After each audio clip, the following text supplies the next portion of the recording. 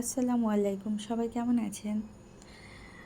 Regular রান্নাবান্না নিয়ে ছোট্ট একটা ব্লগ আপনাদের সাথে শেয়ার করছি। তবে কি রান্না করছি সেটা আর নাই বলি, আপনারা দেখতেই পারবেন। আজকে আপনাদের সাথে একটা গল্প শেয়ার করি, আমার ছোটোবেলার গল্প। আমি যখন খুব ছোট, 8-9 বছর বয়স, তখন আমাদের গ্রামের একটা ছেলে আমার বড় আপার কাছে প্রাইভেট পড়তো। খুব ভালো স্টুডেন্ট ছিল, ওর নাম ছিল মঞ্জু। তো একদিন হলো কি, মঞ্জুর চাচাতো বোনের বিয়ে। তো ওরা সবাই বিয়েতে অ্যাটেন্ড করলো। গ্রামে সাধারণত বিয়ে যেমন হয় ওরকমই বিয়ে, এই গ্রাম থেকে ওই গ্রাম পাশাপাশি। তো বিয়ে শেষ, সন্ধ্যার দিকে ওরা সবাই ওর বোনকে শ্বশুরবাড়ি দিয়ে আসার জন্য, ছোট ছোট বাচ্চারাও গেল পেছন পেছন। গ্রামের বিয়ে তো বোঝেনি। তো ওরা আবার ওই শ্বশুরবাড়িতে দিয়ে আবার ব্যাক করবে। তো শ্বশুরবাড়িতে ওরা দিয়ে আসছে, আবার সন্ধ্যা হওয়ার আগে ওরা চলে আসতেছিল। তো মঞ্জু আর একটা মেয়ে, ওর বয়সী একটা মেয়ে, দুজনে একসাথে ব্যাক করছিল। তো হঠাৎ রাস্তার মধ্যে বৃষ্টি শুরু হয়ে গেছে। তো খুব মুষলধারে যে বৃষ্টি এমন না, অল্প অল্প বৃষ্টি হচ্ছে, মাঝে মাঝে বিদ্যুৎ চমকাচ্ছে। তো হঠাৎ করে হলো কি, বিদ্যুৎ চমকে বড় একটা বজ্রপাত হয়ে মঞ্জুর গায়ে পড়লো। মঞ্জুর সাথে সাথে জায়গায় মারা গিয়েছে। তো এটা যখন গ্রামে ছড়িয়ে পড়লো, যেহেতু মঞ্জু আমার বড় আপার স্টুডেন্ট ছিল, আমার আম্মা আর আমি মঞ্জুকে দেখতে গিয়েছিলাম। আমার বড় আপা আর যায়নি, আম্মার সাথে আমি গিয়েছিলাম যেহেতু আমি ছোট ছিলাম।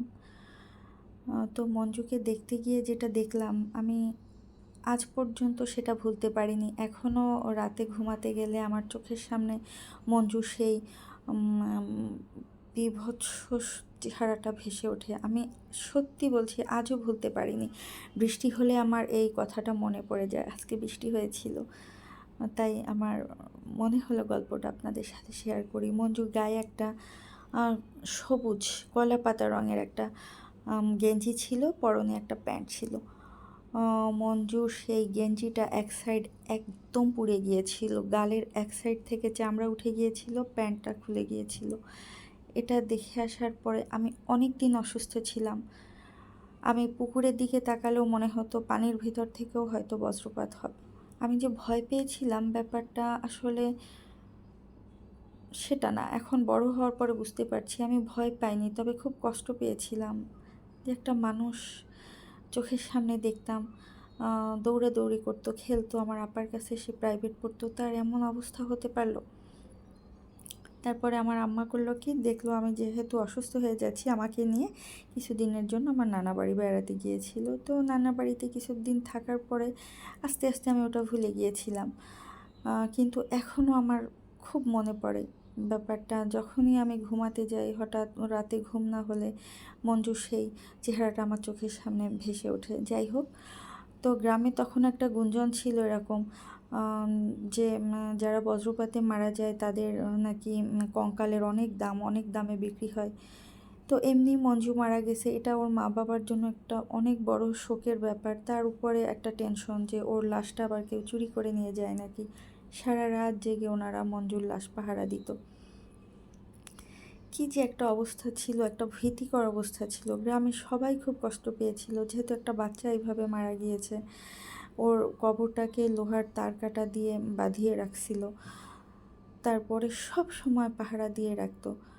আর গ্রামে একটা আতঙ্ক ছড়িয়েছিল মঞ্জু মারা যাওয়ার পর। বৃষ্টি হলেই সবাই খুব ভয় পেত, আর তখন প্রায় বজ্রপাত হতো, অনেক বড় বড় বজ্রপাত হতো। তারপরে মঞ্জু যখন মারা গেল, তো ওর পেছনে যে মেয়েটা ছিল, ও সরাসরি মঞ্জুর গায়ে বজ্রপাতটা পড়তে দেখছে। তো ও এটা দেখে ও এতই অসুস্থ হয়ে গেছে, ও একদম অ্যাবনর্মালের মতো হয়ে গেছিলো। তো তারপরে ওর মা বাবাও ভাবছিল হয়তো বা ওর গায়েও কিছুটা লেগেছে, এই জন্য ও এরকম করছে। কিন্তু সেটা না। ও পরবর্তীতে যখন অনেক দিন পর সুস্থ হয়েছে, তখন ও সবাইকে আর কি বর্ণনা দিয়েছিল মঞ্জু কিভাবে মারা গেল, কেমন কি হয়েছিল। ওরা একটা খোলা মাঠের মধ্যে থেকে আসতেছিল, ধান ক্ষেতের মতো, কিন্তু তখন ধান ছিল না, শুকনো একটা ফাঁকা জায়গা। তো ওরা যখন বৃষ্টি শুরু হলো ওরা করলো কি দৌড়ানো শুরু করলো। তো মঞ্জু যেহেতু ছেলে মানুষ একটু জোরে দৌড়াতে পারবে এটাই নিয়ম। ও একটু জোরে দৌড়াচ্ছিল, মেয়েটা একটু পেছনে ছিল।